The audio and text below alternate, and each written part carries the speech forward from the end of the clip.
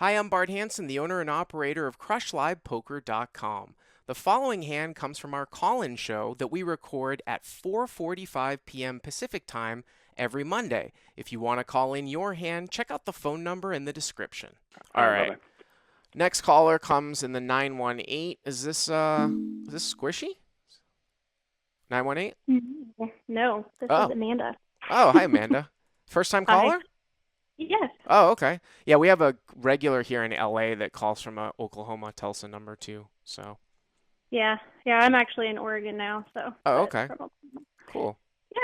Well, I've got a 2-5 hand for you Okay. from last night. Where's this played out of if you're in Um, Oregon? it's at a place called Portland Meadows. Okay.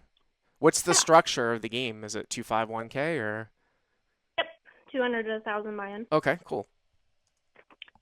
Okay, so I just sat down about 30 or 45 minutes prior. I brought in about 800 with me from the 1-2 table. Okay. And the villain in the hand, who's right to my right, actually made a comment about that. It's like, oh, did you come from 1-2? That's a lot of money to bring from 1-2, yada, yada. So, we're kind of talking. By the way, Nothing is this the, really. is this the biggest game in the room? Is there like only one table of it? There was, and they were just about to open another one. Okay. There were several 1-2 tables, probably hmm like 10, and then there was a couple like Big O games going. Really? What level? Big O pot limit Big O? Uh-huh. What level do they play those at? I think it's 2-5, but I'm not entirely sure. Oh, I wonder if we've seen our buddy read my lips from the forums in those games in Oregon. Chris. Possible. Chris Sigmund. Yeah, it's a really good deal there because they don't rake anything from the pot at all. What is There's it, a no time rake. time collection? No, nothing. You buy and you pay $15 for the day, and that's it. Oh, wow. Okay, cool. All right, so this is the biggest game in the room. There's one table that might open a second one. You just moved over from 1-2 with 800, okay? Correct. Yep. And actually, to start the hand, I have about 1,200. I won a $600 flop when I called down with Ace Queen on a 4-spade board with no spade on the river because I just thought the guy was bluffing, and I was right. Okay. So the villain's seen this hand, so that's really the only hand of relevance.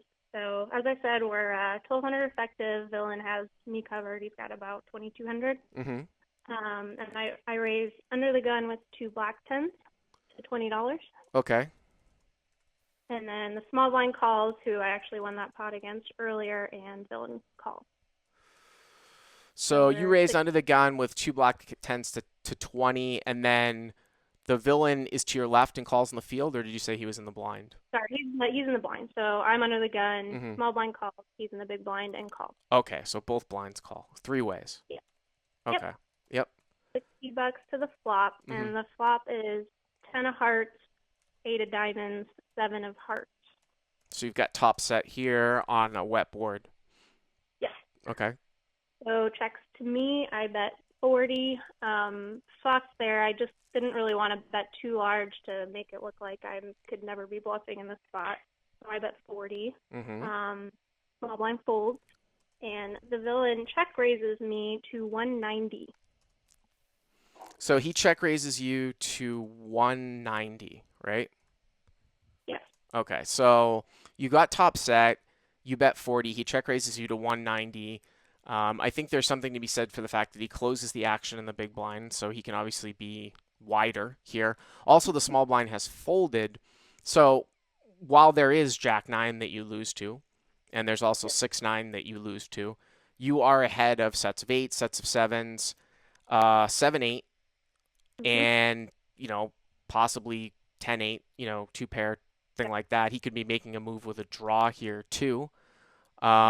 This is pretty interesting because if you feel like he might be trying to try to push you around here, then you could call. And also too, the way that the hand scopes out with this stack depth depends a lot on the turn and how he reacts. I mean, I'm never folding on blanks or anything like that, but a re-raise back here. I mean, with top set, you could make a case for a re-raise, and then maybe he thinks you've got aces, and you're just going to get it in against a worse hand. I don't know how bad this guy is. I think if you had Right. bottom set here, it would just be a clear cut, you're calling and seeing what develops. But with top set, he certainly could have made hands that he thinks are stronger than, over pairs that you will stack off on. And if you do just call, there can be action killers that come where you don't get full value. But in Right. general, I would probably call here. Right. Yes, that's exactly what I did. I just called. I Okay. thought the raise was fairly large, but I Hmm. don't play a 2-5 because the game I usually play and they don't spread it, so Yeah. maybe it's that, but it seemed quite large to me, so I Hmm. thought it was interesting. So yeah, so I call. Pot's about $440 for Yep. the turn, and the turn is a queen of clubs. It Okay. doesn't really do anything. Yep. So now villain bets out 375. Wow, big bet, huh? Yeah.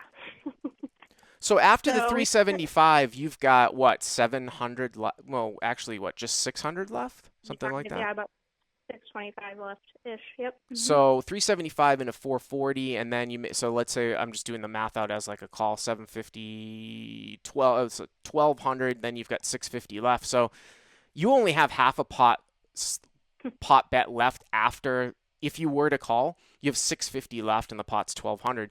So if you move in now, he's going to get a pretty good price here. And the question then becomes like, you know, you can go back and forth. Like, is he always bluffing the river? Can I just get it in now, so that I'm not giving him a free card where he just shuts it down at the end? Is he still going to stack off with worse?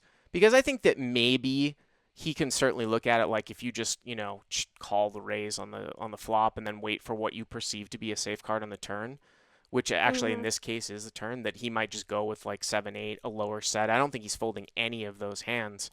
So, then the question just becomes like, do you think he's calling a raise with Jack 9 off in the big blind? Do you think he's calling a raise with 6-9 suited in the big blind or versus 6-9 offsuit? Yeah, it's tough to say. I mean, I wouldn't think so, but like you said, he was closing the action and getting a pretty good price in the big blind, I would or just he get just it. I got to be so honest with you. I would just get it in here. yeah, I would just yeah. get it in here. Yeah. Yeah, I that's what I thought I should do, and Uh huh. in retrospect, but at the time, I think I lost track of how much I left in my stack, Mm hmm. given such large bet sizing, Mm hmm. because we started the 200 plus big blinds. So Yeah. anyway, so I just called, Okay. which, but I got a good river. Thankfully, the river was an offsuit 8, So so you make yeah, what is top full house, right? Basically. well, queen, that's Right. What top. top full house on the flop basically, and the pot is about 1200, just a shy under maybe 1190, something like that.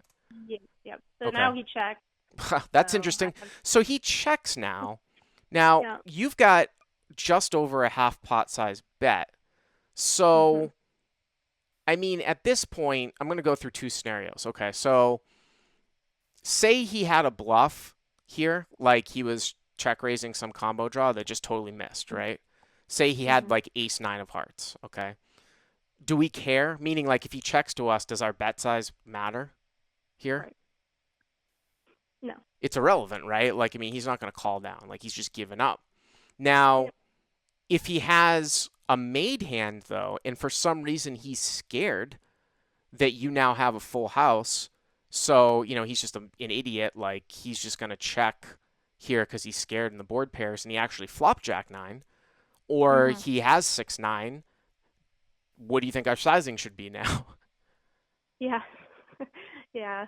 Yeah, I know. I don't know. I think given the size of the pot and given, I have 600 behind only half pot, I ended up shoving. Yeah, I think Um, no, I think that that's the play. I mean, I think that he's just gonna fold out his bluffs, and then if he's, I mean, what is he gonna call you with for smaller sizing here, given his line versus an all in, right. which Yep. is Yeah, no, I think it was really the turn play that had the biggest question on, just uh huh. because, had I just called the turn as I did and say the river brings in a heart or it brings in another straightening card and he goes all in, like what kind of spot have I gotten myself into? Well, I You mean, if know. you just call the turn and the river's a heart and he moves all in, that's pretty. Mhm. That's a pretty difficult spot because again, it kind of has to do with player dependent. A lot of guys will shut it down with a lower set there or bottom two. Like, say he was Mhm. driving 7-8 there, or he was driving, say, pocket sevens, or he flopped a straight. He might not Mhm. shove on that front door heart. You know what I mean? So for him to shove on the front door heart, if you thought, and if he does shove with a straight, then you don't beat that either. and you don't beat Right. hearts. So you have to then look at the hands that you beat. Like the only thing that you would beat there if he shoved on front door hearts would be a hand that he's value betting that's worse than yours. And I think that we can both agree that that's probably unlikely given the pot size Mhm. from up front. So did he end up calling or he just folded? Yeah, I did. He did the old, one chip call Uh that he huh. likes so much. And I turn over my hand, and he very angrily mucks his hand. And I got different vibes. I couldn't tell if one person said he had flopped a set, and then later on, before I left, I think he flopped Jack nine, but I can't be certain. No one was really telling me. So. Well, I mean, look at people are in general people are kind of dumb. Like whoever told you, hopefully it's not like your friend because I don't mean to call him personally dumb, but he flopped a set. So the only other set that's on the flop, right, is pocket sevens and pocket eights. Well, So he's why would you he you check beat the pocket river? you lose to pocket eights, and is he gonna check a pocket sevens there at the end? I mean, come on, you know what I mean? So he didn't flop a set. So Right. I mean, if he did do the hem haw check call, then yeah, he might have had a straight. I mean, He it's called pretty quickly. yeah, He called. it sounds like he did have a straight. I still think the play is to jam turn. Yeah, I Um, agree.